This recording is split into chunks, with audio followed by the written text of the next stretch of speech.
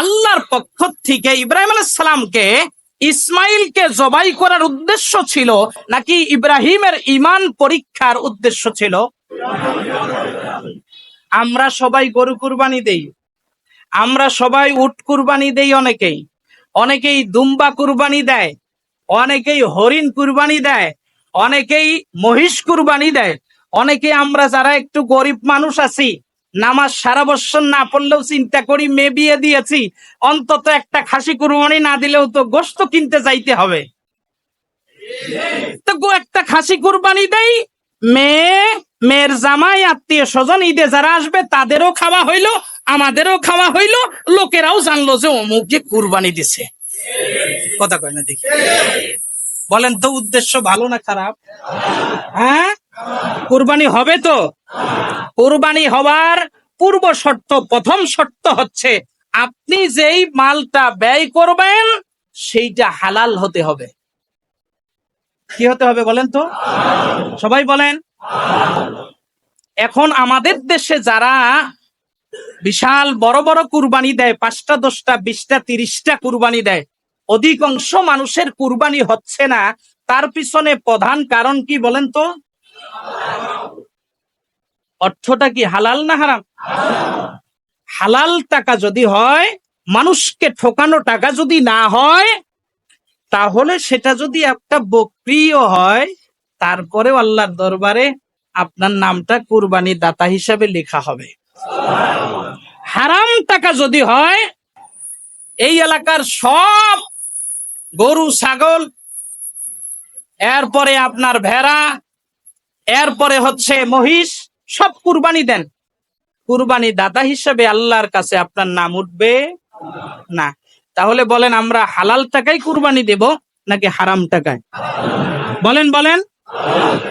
হ্যাঁ, হালাল টাকায় কুরবানি দিতে হবে, হারাম টাকায় কুরবানি দেওয়ার সুযোগ নাই। আপনার ছেলেটা চাকরি করে, আপনার ছেলে বেতন উঠাইছে, ওই টাকা দিয়ে আপনি কুরবানি দিচ্ছেন। যদি তার চাকরিটা হালাল পন্থায় হয়ে থাকে, ওই টাকায় কুরবানি দিলে সমস্যা নাই। যদি সুদি কোনো কারবারি কোনো অফিসে চাকরি করে, সেই টাকায় যদি কুরবানি দেন, কুরবানি হবে না। মনে থাকবে? এইবার তো কথা বলবেন না যে হুজুর এইবার তো ধরা খাই বলছে, এইবার অবস্থা শেষ। আপনাকে বড় কুরবানি দেওয়ার দরকার নেই, আপনি ছোট একটা দেন, কিন্তু হালাল টাকায় দেন। বলেন কি টাকায় দেন? হালাল টাকায় দেন, আল্লাহ কবুল করবে। 2 নাম্বার হচ্ছে কুরবানি কবুল হওয়ার 2 নাম্বার শর্ত হচ্ছে ইখলাস থাকতে হবে। বলেন কি থাকতে হবে? বলেন বলেন কি থাকতে হবে? কুরবানি দিতে গিয়ে আপনার এই উদ্দেশ্য থাকা যাবে না। উদ্দেশ্য এটা নয় গোশত খাবো, আত্মীয় স্বজনকে দিব, অমুকরে দিব, তমুকরে দিব, হে করব হো করব, সেলফি তুলবো, ফেসবুকে ছাড়বো। ন্যূনতম চিন্তাধারা যদি থাকে, আপনার কুরবানি বাতিল। বলেন তো ইব্রাহিম আলাইহিস সালাম কুরবানিটা করছে কার সন্তুষ্টির জন্য? আমাদের কুরবানিটা কার সন্তুষ্টির জন্য? হ্যাঁ, আল্লাহর সন্তুষ্টির জন্য যদি হয় তো আলহামদুলিল্লাহ। আর ব্যক্তিকে দেখানোর জন্য, মানুষে বলবে অমুকে দেখো একটা গরু কিনছে, যায় দেখে আসো, আবার ফুলের মালা দিয়ে রাখছে, যায় কয় ভাই কত কিনছেন? কয় আর বইলো না, এবার টাকা পয়সার একটু সংকট তো, চাইছিলাম আরো একটা বড় দেখছিলাম, ওটা মোটামুটি কিনলে মন 2-1 গোশত বেশি হইতো, কিন্তু 5,000 টাকা বেশি লাগতো, টাকা ছিল না, এটা কিনছি। মানে বুঝাইলো চাহিদা আরো বেশি ছিল, কিন্তু এবার পারি নাই। দোয়া কইরেন আগামী বছর 2টা দিয়ালাম। কথা কেন? আচ্ছা বলেন তো উদ্দেশ্য কি আল্লাহর জন্য? উদ্দেশ্য কি কোথায় বোঝা গেল? আল্লাহর জন্য। কার জন্য? মানুষে আমাকে বলবে যে অমুকের দেহগা কি করছে। কথা কেন? কথা বলেন না কেন? তাহলে কুরবানি কবুল হবার 2য় শর্ত হচ্ছে কার সন্তুষ্টির জন্য কুরবানি হবে? বলেন। নাম্বার 3, আল্লাহর জন্যই কুরবানি হবে। নাম্বার কার জন্যই? আল্লাহর জন্যই, আল্লাহর নামেই কুরবানি হবে, নিজের নাম ফুটানোর জন্য কুরবানি করা যাবে না। নাম্বার 4, চতুর্থ নাম্বার, কুরবানি কবুল করাইতে হইলে কুরবানির পশু যেমনই হোক, এই ব্যাপারে কে কি বলল সেই দিকে তোয়াক্কা করার সুযোগ নাই। অমুকে এটা কিনছে, তমুকে এটা কিনছে, আপনার মনের ভিতরে বিন্দু মাত্র যদি হয় যে অমুকের মতো যদি দিয়ে পারতাম, মানছে আমারটাও ভালো কইতো, এরকম পরিকল্পনা করা যাবে না। আপনাকে নিয়ে বিরূপ মন্তব্য করলে আলহামদুলিল্লাহ, কারণ আমি তো কিনছি কার জন্য? কথা কয় না? আল্লাহ খাবে। খাবে কে? খাবো আমরা, সন্তুষ্টি আল্লাহ তাআলার। এই 4টি বিষয়কে সামনে রাখবেন, সামনে রেখে কুরবানির পশু ক্রয় করবেন। এরপরে কুরবানির বিভিন্ন বিষয় আমরা আলোকপাত ইতিপূর্বে প্রতি বছর। সম্মানিত হাজিরিন, ইব্রাহিম আলাইহিস সালাম আল্লাহ তাআলার কাছে দোয়া করেছিলেন, আল্লাহ তাআলা তাকে সন্তান দিয়েছিলেন। গত জুমায় আমরা আলোকপাত করেছি যে আল্লাহ তাআলা সন্তান দেবার পরে আবার আল্লাহ তাআলা ইব্রাহিম আলাইহিস সালামকে আল্লাহ তাআলা আবার পরীক্ষা করলেন। পরীক্ষাটি ছিল সন্তানকে দূরে রাখতে হবে স্ত্রী সহ এমন একটি জায়গায় যেখানে বাড়িঘর, খাবার দাবারের কোনো বন্ধ ব্যবস্থা, বাসস্থলের ব্যবস্থা, এমন কি বৃক্ষ রাজি পর্যন্ত নেই, এমন একটি মরুভূমির ভিতরে রেখে আসতে হবে।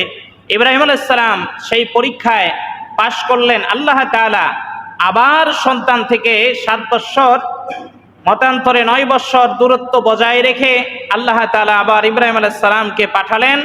সেই পাঠানোর পরে আল্লাহ তাআলা আবার নতুন করে পরীক্ষা করলেন। সেই পরীক্ষা ছিল আল্লাহ তাআলা ইব্রাহিম আলাইহিস সালামকে স্বপ্ন যুগে দেখালেন, যেই সন্তান আমার থেকে তোমাকে গাফেল করে রাখে, ওই সন্তানকে জীবিত রাখার সুযোগ নেই, ওই সন্তানকে তোমার কুরবানি করতে হবে। বলেন তো, হুকুম কি মানুষের নাকি আল্লাহর? আল্লাহর হুকুম কি মানা দরকার আছে?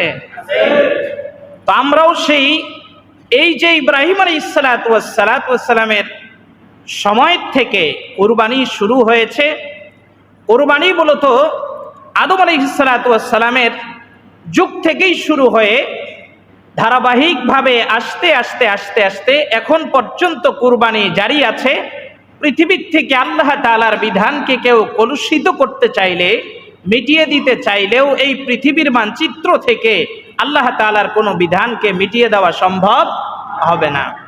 সেটা শারীরিক ইবাদত হোক অথবা অর্থনৈতিক ইবাদত হোক, মুসলিম উম্মাহ দুটি ইবাদত করতেই প্রস্তুত। আল্লাহ তাআলা যেন এই পৃথিবীতে যারা কুরবানির নিয়ত করেছে, যারা কুরবানি করবে, সকলের কুরবানির বৈধতা এবং আল্লাহ তাআলা যেন সমস্ত কুরবানি দাতাদের কুরবানিকে কবুল করেন। সকলেই পড়ি আমিন। সম্মানিত হাজিরিন, গত জুমায় কথা হচ্ছিল আমাদের যেখান থেকে, সেখান থেকে আমরা ভূমিকা ছাড়া এখন কথা বলবো। ইব্রাহিম আলাইহিস সালাম স্বপ্নে দেখলেন, দেখার পরে সকালবেলা তিনি উঠলেন, ওঠার পরে স্ত্রীকে, প্রিয়তমা স্ত্রী হাজেরাকে বললেন যে হাজেরা, সন্তানটাকে সাজিয়ে দাও, সন্তানকে নিয়ে আমি বেড়াতে যাব। তো হাজেরা তিনি সন্তানকে সাজিয়ে দিলেন। ইসমাইল আলাইহিস সালামকে নিয়ে যখন যাচ্ছিলেন, বলেন তো ভালো কাজে বাধা হয়ে দাঁড়ায় যিনি, তিনি কে? বলুন সবাই, তিনি কে? শয়তান কি আমাদের বন্ধু? কি বিশ্বাস আছে? খুব বেশি নেই।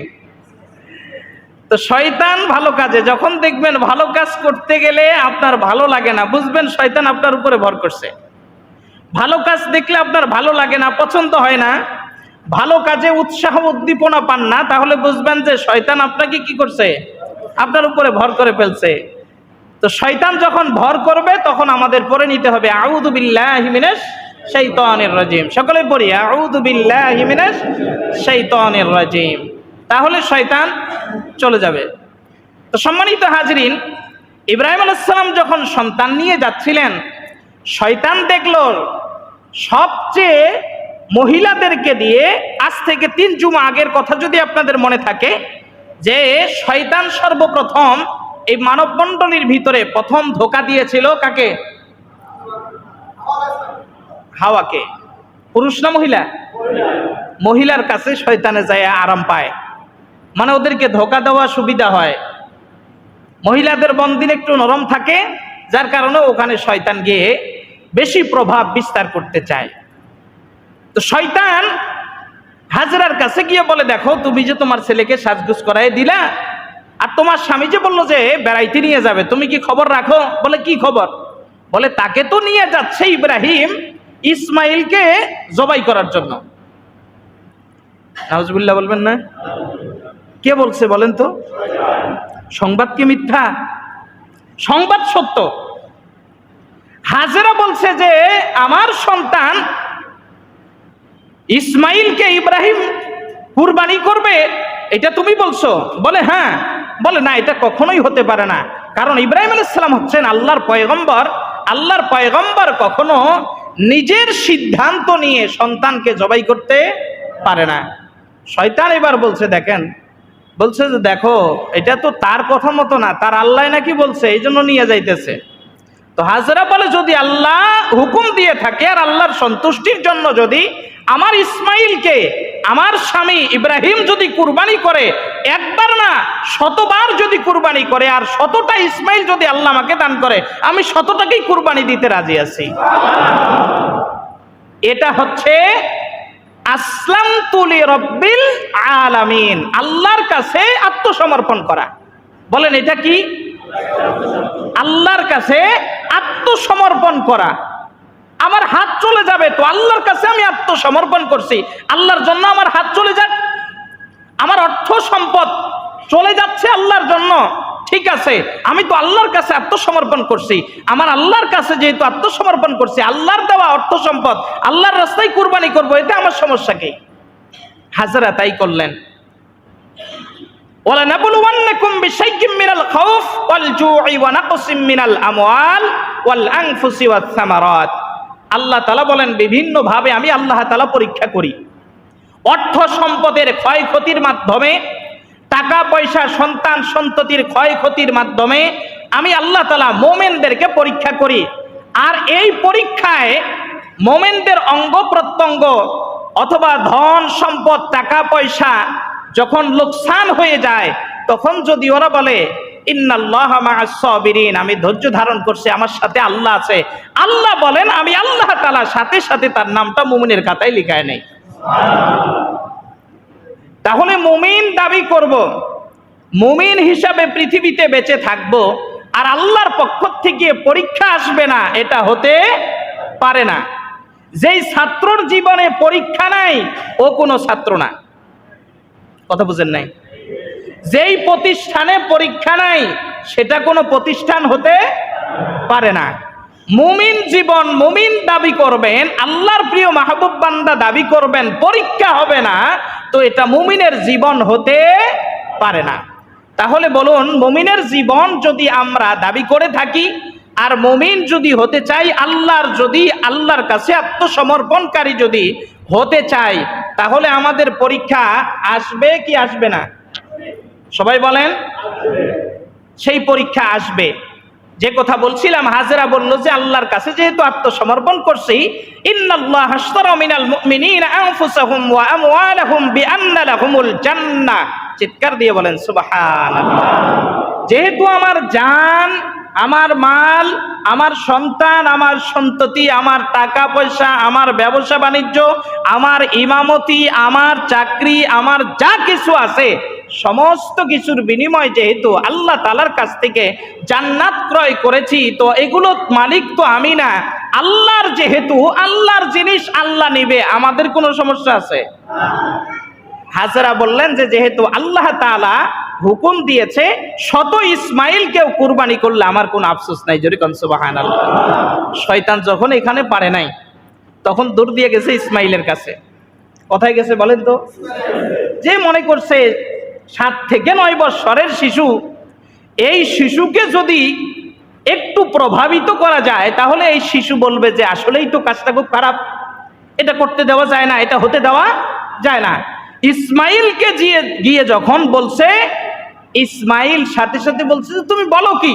বলে হ্যাঁ, তোমার বাবা এতদিন পরে এসেছে তোমাকে জবাই করার জন্য। বলে এটা কি আমার বাবার ইচ্ছায় নাকি আমার আল্লাহর ইচ্ছায়? সুবহানাল্লাহ বলবেন না? আমার বাবার ইচ্ছায় নাকি আমার আল্লাহর কথা মতো? বলে তোমার আল্লাহ নাকি হুকুম দিছে। বলে যদি আল্লাহ হুকুম দিয়ে থাকে, আমি ইসমাইল একবার না, দুইবার না, আমি 1000 বার কুরবানি হতে রাজি। তো তুমি কে? আমার আল্লাহ হুকুম দিয়েছে, আমার বাবা বাস্তবায়ন করবে, এখানে তুমি প্রতারণা দিতে আসছো, তুমি কে? বলে আমি মিস্টার ইবলিস। কে বলেন তো? সাথে সাথে ইসমাইল বলল আউযু বিল্লাহি মিনাশ শাইতানির রাজিম। বলুন সকলে আউযু বিল্লাহি মিনাশ শাইতানির রাজিম। চলে গেলেন। ইব্রাহিম আলাইহিস সালামকে এবার ধোঁকা দিতে গেছে। দেখছেন কত বড় শয়তান? শয়তান তো শয়তানি। ইব্রাহিম আলাইহিস সালামকে বলে যে তুমি স্বপ্নে দেখছো, তাই এটা তোমার বাস্তবায়ন করতে হবে, এটা করার দরকার নাই, স্বপ্নের কথা, এটা ঠিক নাই। গত জুমায় বলছিলাম যে নবীদের স্বপ্নটাও হচ্ছে কি ওহী, নবীদের স্বপ্নটাও কি ওহী। ইব্রাহিম আলাইহিস সালামের সাথেও যখন পারল না, ইব্রাহিম আলাইহিস সালাম নিয়ে গেলেন। নিয়ে যাওয়ার পরে ইসমাইলকে এবার বললেন যে বাবা তোমাকে আমি কিসের জন্য নিয়ে আসছি তুমি কি জানো? বলে বলেন আব্বা। ফালাম্মা বালাগা মাআহু সা'য়া ক্বালা ইয়া বুনাইয়া ইন্নী আরা ফিল মানামি আন্নী আযবাহুকা ফানজুর মাযা তারা। বাবা গত রাত্রিতে আমি স্বপ্নে দেখছি। কি স্বপ্ন দেখছেন আব্বা? বলে গত রাত্রিতে স্বপ্ন দেখছি তোমাকে আমি কুরবানি করছি। তো ভালো কথা। তো বাবা আমি কুরবানি করছি এটা আমি বললেই তো শুধু হবে না। ফানজুর মাযা তারা, আমি স্বপ্নে যা দেখছি তা বাস্তবায়ন করতে চাই, তুমি কি এটাতে প্রস্তুত আছো? সন্তান বলেন ক্বালা ইয়া আবাতি ফাআল মা তুমার। আব্বা বলেন কি, আপনি স্বপ্ন দেখছেন, আল্লাহ হুকুম দিছে, আর আমি এটাতে দ্বিমত পোষণ করব, এটা তো হতেই পারে না। আপনি আপনার কাজ চালান। সাতাজিদুনি ইনশাআল্লাহু মিনাস সাবিরিন। অবশ্যই আব্বা আপনার কাজ পরিপূর্ণতা লাভ করতে গিয়ে আমাকে ধৈর্যশীলদের অন্তর্ভুক্ত পাবেন। আরো জোরে বলেন সুবহানাল্লাহ। মনে আছে 3 জুমা আগে বলছিলাম ইব্রাহিম আলাইহিস সালাম আল্লাহর কাছে দোয়া করছিল রব্বি হাবলি মিনাস সালিহিন। আল্লাহ হে আমার রব আমাকে একটা সন্তান দাও, নেক সন্তান। কি সন্তান বলে তো? সালেহ সন্তান দাও। আল্লাহ কি বলছিল? ফাবাশশারনাহু বিগুলামিন হালিম, এমন অনুগত সন্তান তোমাকে দান করব, তুমি যা বলবে ইয়েস। ঠিক আছে আব্বা, আমার এখানে কোনো দ্বিমত নাই। সুবহানাল্লাহ বলে নাই? আপনি বলছেন ছেলেরে মার্কেট করার জন্য চল কোনাবাড়ি যাই, ছেলে কয় উত্তরা ছাড়া মার্কেট হবে না। কথা কেন? আপনি বলছেন যে এই গরুটা নেই, ছেলে বলে না এটা আমার হবে না, এইটা নেন। আপনার কষ্ট হইলেও ছেলে এটা বুঝতে চায় না, কারণ ছেলে আপনার অনুগত সন্তান না। নেক সন্তান চিনার উপায় হচ্ছে, নেক সন্তান কখনো আপনাকে নেক কাজ করতে বাধা সৃষ্টি করবে না। বলেন নেক সন্তান চিনার উপায় কি? আপনি নেক কাজ করতে গেলে সেখানে বাধা সৃষ্টি করবে না। আপনি কোনো কিছু হুকুম দিয়েছেন, বুঝে আসুক আর না আসুক, সেখানে কোনো প্রশ্ন উত্থাপিত করবে না। এখন তো ছেলে চাকরিজীবী, বাবারে বলে তুমি বুঝো কি, তোমার আগের যুগ বাদ দাও, এই এখন মডার্ন যুগের চিন্তা ফিকির করো। কথা কয় না? আরেকটু আস্তে করে ঠিক কর নাই? কিন্তু ইসমাইল কি বলছে? আল্লাহ আব্বা আপনি টেনশন করেন না, চিন্তা করেন না, আপনি আপনার রবের পক্ষ থেকে যে হুকুম আসছে পালন করেন, ধৈর্যশীলদের অন্তর্ভুক্ত আমি ইসমাইলকে পাবেন। জোরে কোন সুবহানাল্লাহ। সম্মানিত ভাই সাহেব, ইব্রাহিম আলাইহিস সালাতু ওয়াস সালাম এইবার তাফসীরে মারিফুল কোরআনে আল্লামা শফি রাহমাতুল্লাহি আলাইহি লিখেছেন ইব্রাহিম আলাইহিস সালাম এবার সন্তানকে নিয়ে গেলেন মিনার ময়দানে। যখন নিয়ে যায়, মিনার ময়দানে নিয়ে যাবার পরে সন্তানকে শোয়ায় দিয়ে বলেন, বাবা তাহলে তুমি শুয়ে পড়ো, এবার আমি তো তোমার গলায় ছুরি চালাবো। সন্তান বলে, আব্বাজি আপনি 90 থেকে 93 বছর পর্যন্ত সন্তান পান নাই, এত বয়োবৃদ্ধ অবস্থায় এসে একটি সন্তান আল্লাহ তাআলা দিয়েছেন, আর এই সন্তান আপনাকে আল্লাহর হুকুম থেকে ফিরিয়ে রাখবে, এই জন্য আল্লাহ বারংবার আপনাকে পরীক্ষা করেছেন, আজকেও একটি পরীক্ষা করতেছেন। এই পরীক্ষায় পাশ করতে গিয়ে যেন আপনার কোনো মায়া না লাগে, পরীক্ষায় যেন আপনি কোনো ক্রমে ফেল পড়ে না যান। এই জন্য আব্বা আমি ইসমাইলকে আপনি উবুর করে শোয়া দিয়ে দেন, আমার চেহারাও দেখবেন না, আপনার মায়াও লাগবে না। জোরে কোন সুবহানাল্লাহ। মতান্তরে 2 নম্বর ব্যাখ্যা এসেছে। ইব্রাহিম আলাইহিস সালামকে বললেন, আব্বাজান আপনি আপনার চোখকে বেঁধে ফেলেন, আমার চোখকেও বেঁধে দেন, আমি যেন আপনার দিকে দেখে আমি আর আমার রবের এই হুকুম পালন করতে গিয়ে যেন বিন্দু মাত্র যেন পিছপা হয়ে না যায়। আর আপনিও আপনার চোখ বেঁধে নেন, আপনার যেন আমাকে জবাই করতে গিয়ে মায়া না লাগে। মায়া লাগার কারণে বিন্দু মাত্র আল্লাহর হুকুম পালন করতে গিয়া যদি বিন্দু মাত্র আপনার যদি আল্লাহ তাআলার অসন্তুষ্টি চলে আসে, তাহলে আল্লাহ তাআলা নারাজ হয়ে আমাদের উপরে শাস্তির ব্যবস্থা করবেন।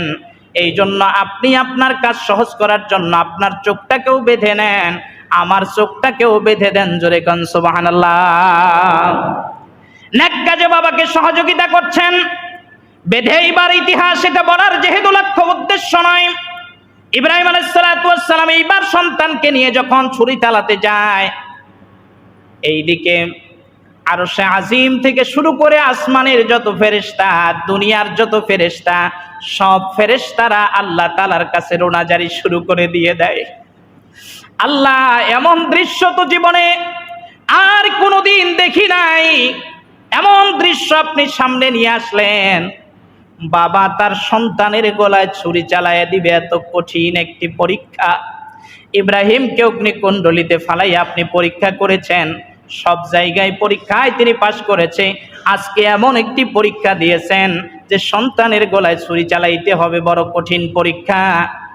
আল্লাহ এটাকে মওকুফ করে দেওয়া যায় না, অন্য কোন পরীক্ষার মাধ্যমে এটাকে সহজ করে দেওয়া যায় না।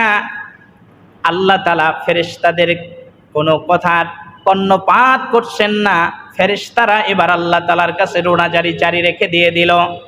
এমন সময় দেখে ইব্রাহিম যখন ছুরি চালাচ্ছে কিন্তু ইসমাইলের গলা কাটে না। আল্লাহ রাব্বুল আলামিন সঙ্গে সঙ্গে জিবরাইল আমিনকে ডেকে বললেন, জিবরাইল যাও তুমি জান্নাতে চলে যাও, জান্নাত থেকে একটা দুম্বা নিয়া ওই যে ইব্রাহিম আলাইহিস সালাতু ওয়াস সালামের সন্তান ইসমাইলের তদস্থলে দুম্বাটাকে দিয়া তুমি তাড়াতাড়ি করে ইসমাইল রে সরায়া নিয়ে নাও। একটু চিৎকার দিয়ে বলেন সুবহানাল্লাহ।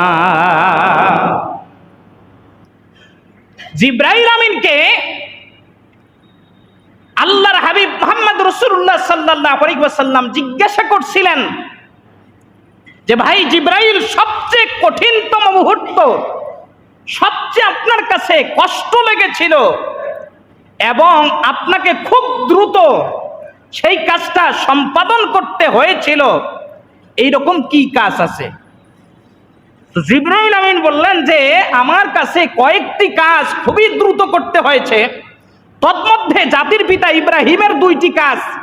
একটি হলো জান্নাত থেকে জান্নাতি পোশাক এনে ইব্রাহিমকে পরিয়ে দেওয়া, আর আরেকটি হলো ইসমাইলের তদস্থলে জান্নাত থেকে দুম্বা নিয়ে এসে ইসমাইলকে সরাইয়া দুম্বাটাকে শোয়াইয়া দেওয়া। জোরে কোন সুবহানাল্লাহ। খুবই কঠিন কাজ ছিল এই 2টি। ইব্রাহিম আলাইহিস সালাতু ওয়াস সালাম জবাই করছে কিন্তু জবাই হয় না। তাফসীরে এসেছে যে ইব্রাহিম আলাইহিস সালাতু ওয়াস সালাম ভাবলেন যে অস্ত্র দিয়ে ছুরি দিয়ে তিনি জবাই করছেন, মনে হয় ধার কম হয়েছে, তিনি রাগ করে ছুরি মেরেছেন। যদিও এই তাফসীরের এই ব্যাখ্যাটিকে দুর্বল বলা হয়েছে, তো পাথরের উপরে পড়ছে, পাথর সাথে সাথে দ্বিখণ্ডিত হয়ে গেছে। ধার কম মনে হচ্ছে, ধার কম, কথা কয় না দেখি, ধার কম। হ্যাঁ, এখান থেকে একটি মাসআলা মনে রাখেন, কুরবানি যারা করবেন, কুরবানির পশু জবাই করার জন্য যেই অস্ত্র দিয়ে আপনি জবাই করবেন সেই অস্ত্রটা অবশ্যই কি হতে হবে? ধারালো হতে হবে। মনে থাকবে, আল্লাহর রাসূল বলেন যে তোমরা কোনো পশু কুরবানি করতে গিয়ে সেই পশুকে কষ্ট দিও না। সাহাবায়ে কেরাম জিজ্ঞাসা করলেন, ইয়া রাসূলুল্লাহ, কষ্ট কি? বলে তাকে জবাই করতে কষ্ট করিও না। সাহাবায়ে কেরাম বললেন যে ইয়া রাসূলুল্লাহ, জবাই করা এটাও তো কষ্ট। বলে যে কষ্ট ঠিক আছে, কিন্তু ওই পশুকে ধারহীন অস্ত্র দিয়ে তোমরা অস্ত্রোপচার করো না, যেটাতে সময় বেশি লাগে। অল্প সময়ের ভিতরে গলা কেটে যায়, কুরবানি যেন নিঃশেষ হয়ে যায়, এটা মনে রাখতে হবে। এই জন্য এখান থেকে মাসালা হচ্ছে যে আমরা কুরবানির পশু যেই অস্ত্র, ছুরি দিয়ে হোক, যেটা দিয়েই কুরবানি করব, সেটা ধারালো থাকবে নাকি না ধারবিহীন থাকবে? হ্যাঁ, এটা সতর্কতার সাথে মনে রাখতে হবে। যদি আপনার ধারালো অস্ত্র না থাকে সেটাকে এখনই ব্যবস্থা করে নিতে হবে। এটাও কুরবানির একটি পূর্ব প্রস্তুতি। তো ইব্রাহিম আলাইহিস সালাতু ওয়াস সালাম দেখলো যে পাথর দ্বিখণ্ডিত হয়ে গেছে, এইবার আবার তরবারি নিয়ে আবার শুরু করছে। সুবহানাল্লাহ বলবেন না? আর একটু জোরে বলেন সুবহানাল্লাহ। বলছে কুরবানির সময় আমরা একটা শব্দ উচ্চারণ করি, সেই শব্দটার নাম কি? না, পাশের লোকে শুনলে গুনাহ হবে না? আস্তে করে কোন? ও, আস্তে বললে জোরে বলবেন, এটা তো ঠিক আছে। তাহলে এবার জোরে করে বলেন।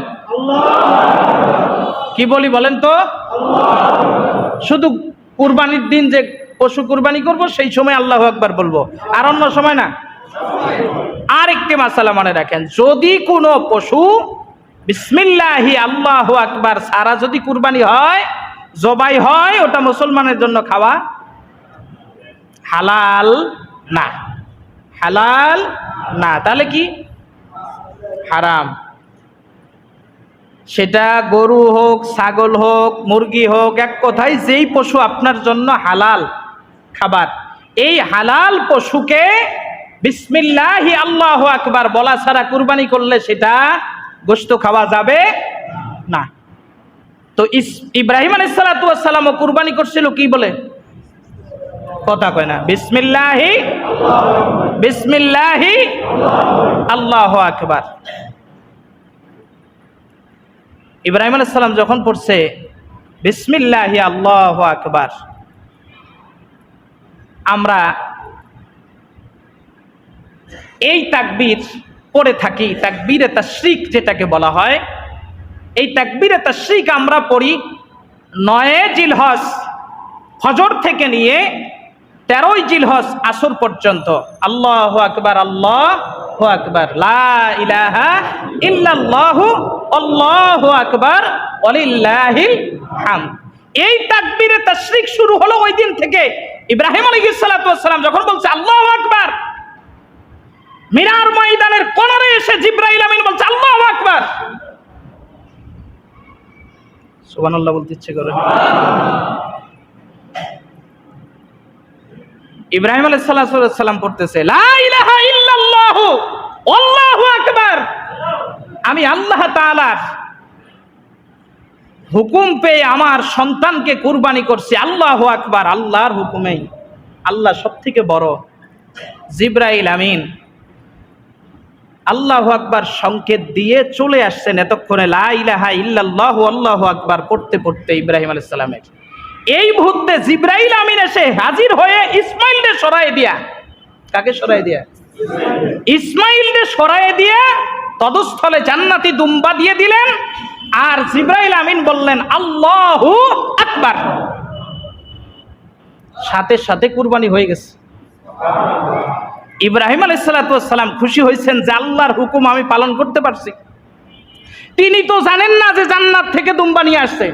উনি মনে করছেন যে আমার ইসমাইলের গলায় আমি ছুরি চালায়া দিয়েছি। তিনি পড়ে ফেললেন ওয়ালিল্লাহিল হামদ, আল্লাহ শুকর যে আল্লাহ আমাকে তার এই পরীক্ষায় উত্তীর্ণ হওয়ার সুযোগ করে দিলেন। আল্লাহ তাআলার কাছে শব্দগুলি খুব পছন্দ হয়েছে। মুসলিম উম্মার জন্য এটা ওয়াজিব করেছেন প্রতি ওয়াক্ত নামাজের পরে 9 জিলহজ থেকে 13 জিলহজের আসর পর্যন্ত। চিৎকার দিয়ে কোন সুবহানাল্লাহ। এই জিলহজ মাসের এটি একটি আমল, প্রতি ওয়াক্ত নামাজের পরে পড়তে হবে এই তাকবীরে তাশরিক একবার। জোরে বলেন কয়বার? একবার পড়তে হবে। একবার পড়া ওয়াজিব। পুরুষেরা জামাতের সাথে নামাজ পড়ুক, একা একা পড়ুক, একা পড়লেও তাকবীর দিতে হবে জোরে জোরে, জামাতের সাথে পড়লেও একবার তাকবীরে তাশরিক দিতে হবে জোরে জোরে। মহিলারা 5 ওয়াক্ত নামাজের পরে 9 জিলহজ ফজর থেকে নিয়ে 13 জিলহজের আসর পর্যন্ত মহিলারাও প্রতি ওয়াক্ত নামাজের পরে একবার তাকবীরে তাশরিক বলা তাদের উপরে ওয়াজিব। তবে তাদের আওয়াজ তারা যেন শুনতে পায়, তাদের আওয়াজ বাইরে যাওয়ার কোনো দরকার নেই। এই তাকবীরে তাশরিকের ইতিহাস এইটা হলো ওই দিন থেকে শুরু হলো। আল্লাহ তাআলার কাছে শব্দগুলি খুব পছন্দ হইল। জোরে বলবেন না সুবহানাল্লাহ। সম্মানিত ভাই সব, ইব্রাহিম আলাইহিস সালাতু ওয়াস সালাম চোখ খুললেন, খুইলা দেখে আহারে আমি চাইলাম কি আর হইল কি। তিনি আল্লাহ তাআলার কাছে সেজদায় পড়ে গেলেন। আল্লাহ তাআলা ডাকলেন, ক্বালা ওয়া মিন যুররিয়াতি, হে ইব্রাহিম তোমার সন্তানের পরীক্ষায়ও তুমি পাশ করছো। প্রত্যেকটা পরীক্ষায় যেহেতু তুমি পাশ করলা ইব্রাহিম, ক্বালা ইন্নী জাইলুকা লিন-নাসি ইমামা, আমি আল্লাহ তাআলা খুশি হইয়া ভালোবাসা তোমারে সব পরীক্ষায় যেহেতু আমার জন্য তুমি পাশ করছো। ইব্রাহিম আলাইহিস সালাম এই পরীক্ষায় পাশ করলেন। এইবার তিনি নেতৃত্ব দেওয়ার প্রথম কাজ হলো ঘর নির্মাণ করলেন আল্লাহ তাআলার।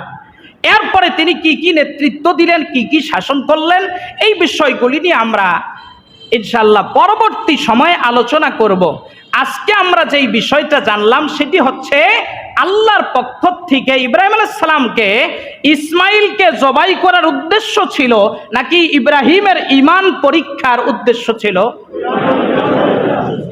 আমরা সবাই গরু কুরবানি দেই, আমরা সবাই উট কুরবানি দেই, অনেকেই দুম্বা কুরবানি দেয়, অনেকেই হরিণ কুরবানি দেয়, অনেকেই মহিষ কুরবানি দেয়, অনেকেই আমরা যারা একটু গরিব মানুষ আছি নামাজ সারা বছর না পড়লেও চিন্তা করি মেয়ে বিয়ে দিয়েছি, অন্তত একটা খাসি কুরবানি না দিলেও তো গোশত কিনতে যাইতে হবে, তো একটা খাসি কুরবানি দেই, মেয়ের জামাই আত্মীয় স্বজন ঈদে যারা আসবে তাদেরও খাওয়া হইলো, আমাদেরও খাওয়া হইলো, লোকেরাও জানলো যে অমুক যে কুরবানি দিছে। কথা কয় না দেখি, বলেন তো উদ্দেশ্য ভালো না খারাপ? হ্যাঁ, কুরবানি হবে তো। কুরবানি হওয়ার পূর্ব শর্ত, প্রথম শর্ত হচ্ছে আপনি যেই মালটা ব্যয় করবেন সেইটা হালাল হতে হবে। কি হতে হবে বলেন তো, সবাই বলেন। এখন আমাদের দেশে যারা বিশাল বড় বড় কুরবানি দেয়, 5টা 10টা 20টা 30টা কুরবানি দেয়, অধিকাংশ মানুষের কুরবানি হচ্ছে না। তার পিছনে প্রধান কারণ কি বলেন তো? অর্থটা কি হালাল না হারাম? হালাল টাকা যদি হয়, মানুষকে ঠকানো টাকা যদি না হয়, তাহলে সেটা যদি একটা বকরিও হয় তারপরেও আল্লাহর দরবারে আপনার নামটা কুরবানি দাতা হিসাবে লেখা হবে। হারাম টাকা যদি হয়, এই এলাকার সব গরু ছাগল, এরপরে আপনার ভেড়া, এরপরে হচ্ছে মহিষ, সব কুরবানি দেন, কুরবানি দাতা হিসাবে আল্লাহর কাছে আপনার নাম উঠবে না। তাহলে বলেন আমরা হালাল টাকায় কুরবানি দেব নাকি হারাম টাকায়? বলেন বলেন। হ্যাঁ, হালাল টাকায় কুরবানি দিতে হবে, হারাম টাকায় কুরবানি দেওয়ার সুযোগ নাই। আপনার ছেলেটা চাকরি করে, আপনার ছেলে বেতন উঠাইছে, ওই টাকা দিয়ে আপনি কুরবানি দিচ্ছেন। যদি তার চাকরিটা হালাল পন্থায় হয়ে থাকে ওই টাকায় কুরবানি দিলে সমস্যা নাই। যদি সুদি কোনো কারবারি কোনো অফিসে চাকরি করে, সেই টাকাই যদি কুরবানি দেন, কুরবানি হবে না। মনে থাকবে? এইবার তো কথা বলবেন না যে হুজুর এইবার তো ধরা খাই বলছে, এইবার অবস্থা শেষ। আপনাকে বড় কুরবানি দেওয়ার দরকার নেই, আপনি ছোট একটা দেন, কিন্তু হালাল টাকায় দেন। বলেন কি টাকায় দেন? হালাল টাকায় দেন, আল্লাহ কবুল করবে। 2 নাম্বার হচ্ছে কুরবানি কবুল হওয়ার 2 নাম্বার শর্ত হচ্ছে ইখলাস থাকতে হবে। বলেন কি থাকতে হবে? বলেন বলেন কি থাকতে হবে? কুরবানি দিতে গিয়ে আপনার এই উদ্দেশ্য থাকা যাবে না। উদ্দেশ্য এটা নয় গোশত খাবো, আত্মীয় স্বজনরে দিব, অমুকরে দিব, তমুকরে দিব, হে করব হো করব, সেলফি তুলবো, ফেসবুকে ছাড়বো। ন্যূনতম চিন্তাধারা যদি থাকে, আপনার কুরবানি বাতিল। বলেন তো ইব্রাহিম আলাইহিস সালাম কুরবানিটা করছে কার সন্তুষ্টির জন্য? আমাদের কুরবানিটা কার সন্তুষ্টির জন্য? হ্যাঁ, আল্লাহর সন্তুষ্টির জন্য যদি হয় তো আলহামদুলিল্লাহ। আর ব্যক্তিকে দেখানোর জন্য, মানুষে বলবে অমুকে দেখো একটা গরু কিনছে, যায় দেখে আসো, আবার ফুলের মালা দিয়ে রাখছে, যায় কয় ভাই কত কিনছেন? কয় আর বইলো না, এবার টাকা পয়সার একটু সংকট তো, চাইছিলাম আরো একটা বড় দেখছিলাম, ওটা মোটামুটি কিনলে মন 2-1 গোশত বেশি হইতো, কিন্তু 5,000 টাকা বেশি লাগতো, টাকা ছিল না, এটা কিনছি। মানে বুঝাইলো চাহিদা আরো বেশি ছিল, কিন্তু এবার পারি নাই। দোয়া করেন আগামী বছর 2টা দিয়ালাম। কথা কয় না? আচ্ছা বলেন তো উদ্দেশ্য কি আল্লাহর জন্য? উদ্দেশ্য কি কোথায় বোঝা গেল? আল্লাহর জন্য। কার জন্য? মানুষে আমাকে বলবে যে অমুকের দেহগা কি করছে। কথা কয় না? কথা বলেন না কেন? তাহলে কুরবানি কবুল হবার 2য় শর্ত হচ্ছে কার সন্তুষ্টির জন্য কুরবানি হবে? বলেন। নাম্বার 3, আল্লাহর জন্যই কুরবানি হবে। নাম্বার কার জন্যই? আল্লাহর জন্যই, আল্লাহর নামেই কুরবানি হবে। নিজের নাম ফুটানোর জন্য কুরবানি করা যাবে না। নাম্বার 4, 4র্থ নাম্বার, কুরবানি কবুল করাইতে হইলে কুরবানির পশু যেমনই হোক, এই ব্যাপারে কে কি বলল সেই দিকে তোয়াক্কা করার সুযোগ নাই।